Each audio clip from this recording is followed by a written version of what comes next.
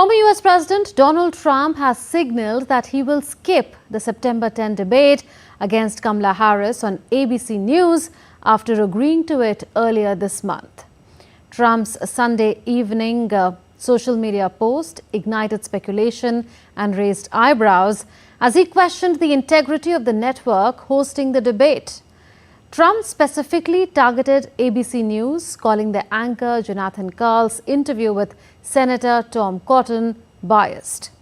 Trump sarcastically referred to the network's panel as quote-unquote Trump haters, leading him to reconsider his involvement in the debate. With home prices at record highs and more Americans dedicating large shares of their incomes to housing costs, the Harris-Walz campaign has outlined a policy agenda that it says will spur construction of 3 million new units in 4 years. The United States is facing a shortage of 4 to 7 million housing units, causing rent and home prices to skyrocket.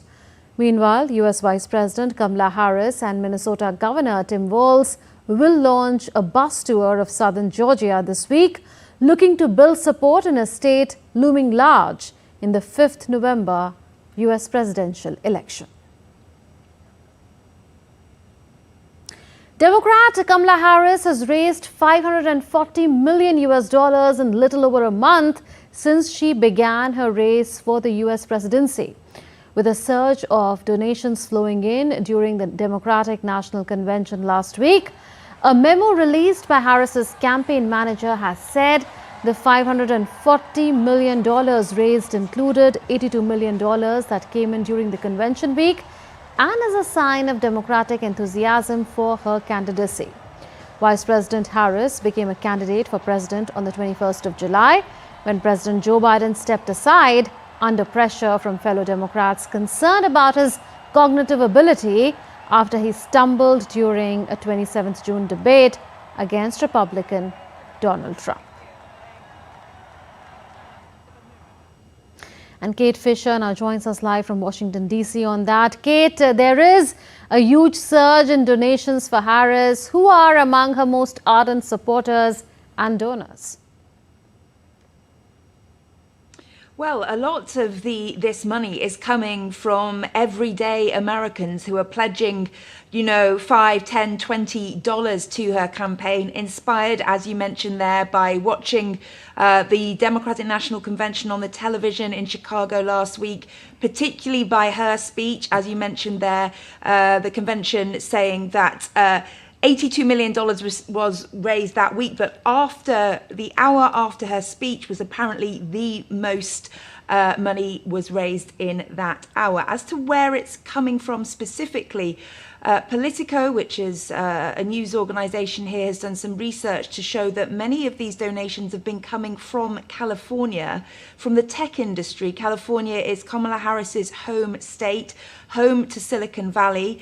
And whereas before she entered the race, a lot of donations were going towards Donald Trump from that area, there has been a rise in the number of tech employees who have been giving to the Democratic Party in the wake of Kamala Harris taking on the nomination. We understand that from the 21st of July, when she took the nomination, to the end of July, $59 million was raised nationally, and more than 20% of that was from California. Also, Kate, how is housing figuring in the Democratic and Republican campaigns this time around?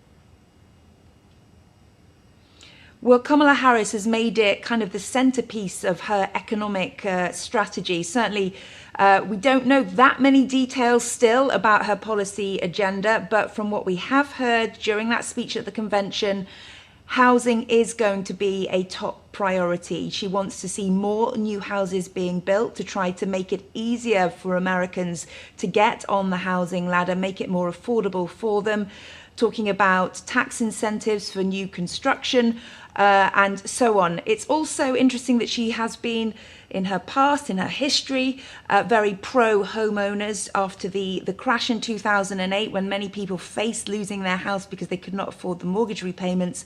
She fought as Attorney General of California to get more money from the mortgage companies, more mortgage allowance for these homeowners who were risking losing their houses. So it's been kind of a theme throughout her political career, homeowning and helping homeowners, helping Americans to own their own property is a strong theme for her. Okay. Kate, both presidential candidates' campaigns are also turning their sights back on the handful of desperately close swing states where the battle is likely to be decided. Now, Georgia is one of them. Is the state critical in their scheme of things? Absolutely, it's vital. As you say, there are around 7 crucial swing states that are essentially where this election is going to be decided. And so Kamala Harris and Tim Walz have managed to close the gap. Joe Biden was losing in all of them in the polls, but they have managed to close that gap in these swing states. And Georgia is the one where they're perhaps still the furthest behind Donald Trump, and it is a vital state for both Trump and Harris to win. You can tell how important it is to the Harris campaign. She and Tim Walz, her vice presidential pick, will be touring the state on a bus this week, holding rallies and visiting Georgians, speaking to them and trying to get their message across and turn out the vote. And that's the first state that they visited since that highly successful convention last week in Chicago. They've chosen to go immediately to the state of Georgia, which I think highlights just how important it is. They'll be touring on a bus, holding rallies, and they know that they need to motivate people in Georgia to go to the polls and, of course, attract more Georgians to their campaign. Kate Fisher reporting from Washington, D.C.